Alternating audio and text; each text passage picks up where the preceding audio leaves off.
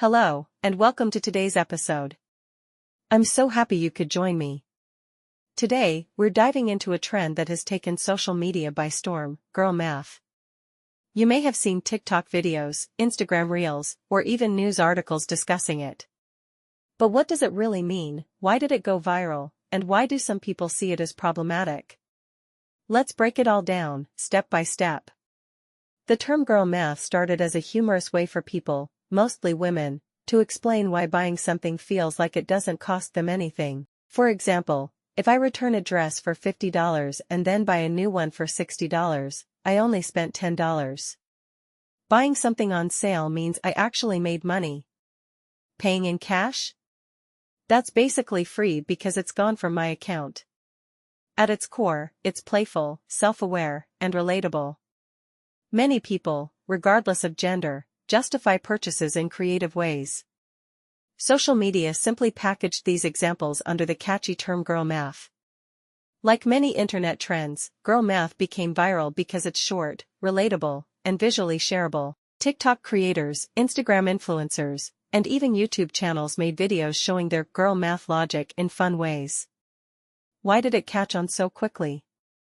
Relatability. Most people have unusual ways of justifying spending. Humor. The logic is often absurd, which makes people laugh and share. Visual storytelling. Social media platforms favor short, catchy videos, and this perfectly fits that format. Even news outlets reported on it, and brands used it for marketing. Suddenly, it wasn't just a joke among friends, it became a cultural moment. Here's where the discussion gets deeper. As a feminist, I see why some people find girl math problematic. The stereotype it reinforces is that women are irrational with money, impulsive, or careless. While it's framed as a joke, humor can quietly normalize stereotypes. In societies where women already earn less, have fewer investment opportunities, and face financial discrimination, even a funny stereotype can be harmful. Some defenders argue, it's just a joke. True, but we need to ask ourselves, who laughs with us, and who laughs at us? Stereotypes about women and money are not new. For centuries, women were excluded from financial decision-making and investment opportunities. Over time, these restrictions created social myths, that women can't manage money or that shopping is a feminine obsession. Girl math taps into that historical context, even if unintentionally. The humor is layered, it's relatable, self-deprecating, and viral, but it also echoes old ideas. This is why a feminist lens is important when we examine trends like this. The internet amplifies everything. A single video can reach millions, and trends spread rapidly. Humor is powerful because it connects people, but it can also carry messages silently. In the case of girl math, positive, encourages self-awareness, community, and shared laughter. Negative, reinforces stereotypes and normalizes gendered assumptions. So, as content creators or consumers, it's worth asking, am I laughing at my own experience, or am I perpetuating a stereotype?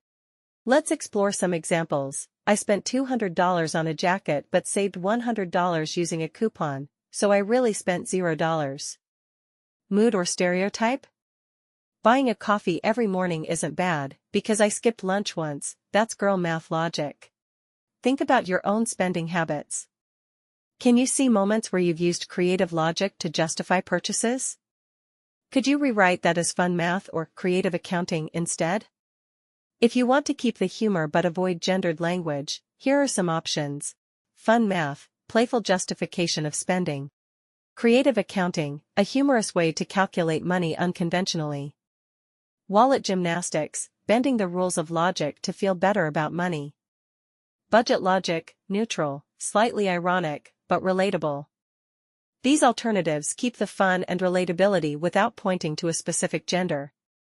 From a feminist perspective, the lesson is not to police humor, but to be aware of the hidden messages behind it. Humor can normalize old ideas or challenge them, it depends on how we use it. When you share a girl math post, think about, am I laughing with people or at them? Could I use a gender-neutral alternative and keep the joke? What message am I reinforcing about women and money? These questions don't kill the fun, they make your humor smarter. In conclusion, girl math is a viral trend, relatable, and often hilarious.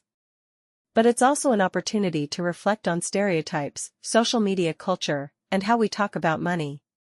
By choosing gender-neutral alternatives, we can keep the fun while promoting equality. Remember, humor is a tool. Let's use it wisely.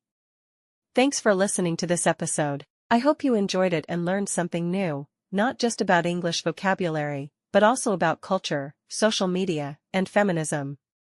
Share your own fun math examples in the comments, and let's keep this conversation going.